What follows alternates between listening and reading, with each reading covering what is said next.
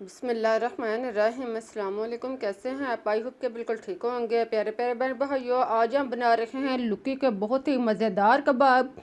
इतने टेस्टी कबाब के आप गोश्त के कबाब खाना भी भूल जाएंगे। उम्मीद है कि आप लोगों को रेसिपीज बनाने का तरीका अच्छा लगेगा। अगर पसंद आए तो उसे लाइक और सब्सक्राइब करना मत भूलिएगा। अब चलते हैं और मिलकर शुरू करते हैं अपनी आज की रेसिपीज़। इसके लिए आप चूल्हे पर कोई भी बर्तन रखें, देगची या कढ़ाई, कोई भी बर्तन। इसमें आप 1 कप दाल, इससे पहले आप आधे घंटे के लिए भिगो दें। फिर आप इसका पानी उतार कर इसे धोकर साफ कर लें और इसे बर्तन में डाल लें।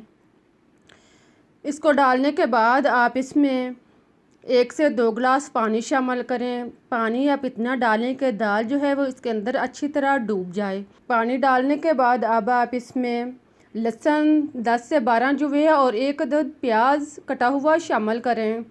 फिर आप दालचीनी 2 इंच के टुकड़े 2 स्टिक आप इसमें शामिल करें। साथ में आप 1 अदद बड़ी इलायची डाल लें। फिर आप इसके अंदर खुश्क धनिया साबुत शामिल करें। 1 चम्मच खुश्क धनिया साबुत डालने के बाद आप इसमें ज़ीरा 1 चम्मच साबुत शामिल कर लें। फिर आप इसमें 2 अदद सब्ज़ इलायची डाल लें।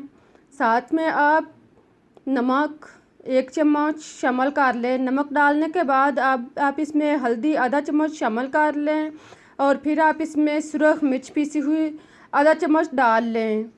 इन सब चीज़ों को डालने के बाद आप इसमें काली मिर्च 8 से 10 अदद साबुत शामिल कर लें और इसको अच्छी तरह मिक्स कर लें। इन सारी चीज़ों को आप अच्छी तरह मिक्स कर लें और फिर आप इसका ढक्कन बंद करके आप इसको बॉईल होने दें। इसे आप इतनी देर तक बॉईल करें कि ये हाफ़ बॉईल हो जाए। अब आप 1 अदद कद्दू लें, दरमियाने साइज़ का, तकरीबन आधा किलो कद्दू लें।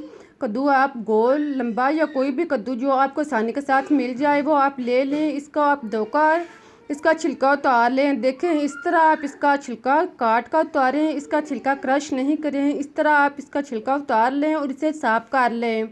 फिर आप इसको क्रश कर लें। इसे आप दरमियाने साइज़ का क्रश करें, ना ज़्यादा मोटा हो और ना ज़्यादा बारीक हो।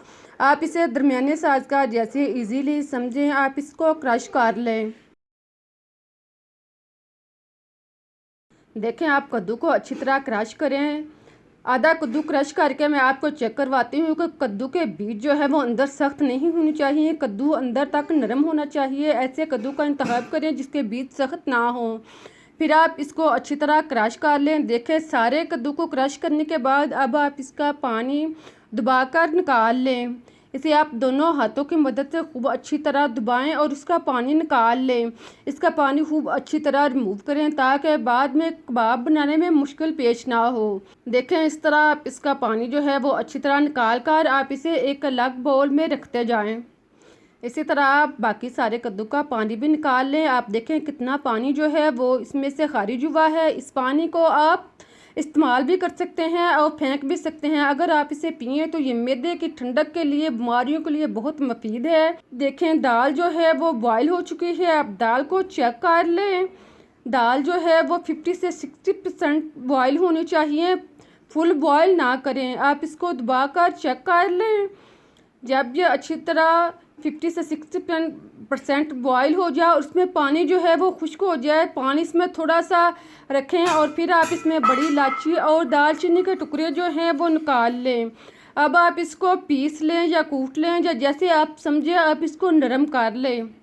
जैसे आप आसानी से समझें इसको आप अच्छी तरह दबा लें, पीस लें और फिर आप इसमें खारिज शुदा जो कद्दू है जिसमें ने पानी निकाल के एक साइड पर रखा था उसमें आप पिसी हुई दाल शामिल करें। साथ में आप 1 अदद प्याज कटा हुआ, हरी मिर्च कटी हुई 2 से 3 अदद और सुरख मिर्च कुटी हुई 2 से 3 अदद शामिल कर लें। इन सब चीज़ों को डालने के बाद अब आप इसमें पुदीना 2 से 3 चम्मच कटा हुआ और हरा धनिया 2 से 3 चम्मच डाल लें।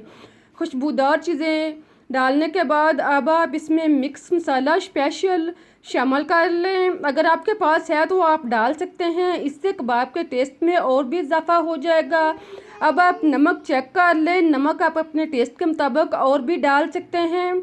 नमक डालने के बाद आप इसको अच्छी तरह मिक्स कर लें। फिर आप हाथों पे ऑयल लगाएं और थोड़ा सा मैदा लेकर आप इसे दोनों हाथों में दबाएं। दोनों हाथों में इस तरह दबाने के बाद फिर आप हथेली पर घुमाकर इसका गोल सा कबाब तैयार कर लें। देखें इस तरह आप इसके कबाब तैयार कर लें। बाकी सारे कबाब भी आप इसी तरह पहले तैयार कर लें। अब हमारे कबाब तैयार हो चुके हैं। इनको आप इस तरह भी फ्राई कर सकते हैं और इनको आप रेफ्रिजरेटर में रख कर कुछ दिनों के लिए भी इस्तेमाल कर सकते हैं। जब आपका दिल चाहे आप इनको फ्राई करके खा सकते हैं। अब आप अंडा इसके गिर्द लगा कर इसको फ्राई करें और इसको पैन में घी या ऑयल अच्छी तरह डालने के बाद इसे नरम करें और फिर आप इसको फ्राई करते जाएं। जब एक साइड से ब्राउन हो जाए तो आप इसकी साइड चेंज करें और दूसरी साइड से भी आप इनको ब्राउन कर लें। ख्याल रहे कि इसके अंदर ज़्यादा घी नहीं डालना, इतना सा घी बस हो कि इसमें आधा कबाब जो है वो डूब जाए और आधा खाली रहे। इसी तरह दोनों साइड से आप इसको अच्छी तरह ब्राउन करें। जब ये अच्छी तरह ब्राउन हो जाए, डीपली ब्राउन हो जाए, तो आप इनको निकाल लें। देखें एक एक करके सारे कबाब जो हैं वो निकाल लें।